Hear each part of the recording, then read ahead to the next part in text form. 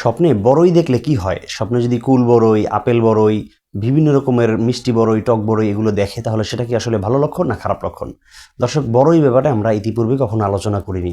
যেহেতু নিত্য নতুন প্রশ্ন আসছে, যেহেতু সিজনাল ফল, সেই ফলগুলো মানুষ ক্রয় করছে, খাচ্ছে, কাউকে খেতে দেখেছে, সে অনুযায়ী সে রাত্রিবেলায় ঘুমানোর পরে স্বপ্ন দেখছে যে সে নিজেও বড়ই বাগান দিয়ে হাঁটছে, অথবা বড়ই গাছ থেকে বড়ই পেড়ে খাচ্ছে, ক্রয় করে আনছে। নানা রকম স্বপ্ন কিন্তু মানুষ দেখতে পারে। প্রত্যেকটি ধরনের কিন্তু আলাদা আলাদা ব্যাখ্যাও রয়েছে। সেজন্য আমরা অবশ্যই বড়র ব্যাপারে আজকে কিছু ইঙ্গিত আপনাদেরকে দেব। বিস্তারিত কথা বলার পূর্বে ছোট্ট একটি নিবেদন থাকবে। আপনারা যদি আমাদের চ্যানেল কিংবা পেজে নতুন হয়ে থাকেন, অবশ্যই চ্যানেলটি সাবস্ক্রাইব করে পেজটি ফলো দিয়ে রাখবেন।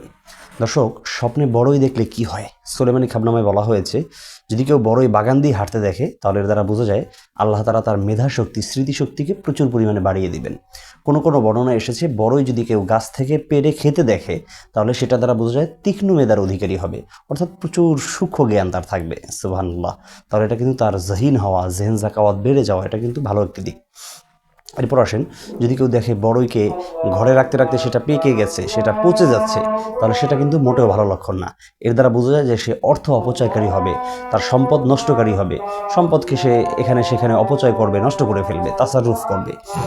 তৃতীয় নম্বর হলো, যদি কেউ বড়ই ক্রয় করতে দেখে তাহলে এর দ্বারা বোঝা যায় আল্লাহ তাআলা তাকে অর্থনৈতিক উন্নতি দান করবেন, টাকা পয়সা হবে, যার ফলে সে ফল ফলাদি ক্রয় করে খেতে পারবে। সুবহানাল্লাহ। তাহলে 3-4টা ব্যাখ্যা জানতে পেরেছি, প্রত্যেকটা ব্যাখ্যাই কিন্তু আমাদের জন্য পজিটিভ এবং খুবই ভালো। দর্শক, আল্লাহ তাআলা আমাদের সবাইকে এ ধরনের ভালো ভালো স্বপ্ন দেখে সেগুলো আমাদের জীবনে বাস্তবায়ন করা, উপভোগ করার তৌফিক দান করুন। আলবিদা, মা আসসালামা।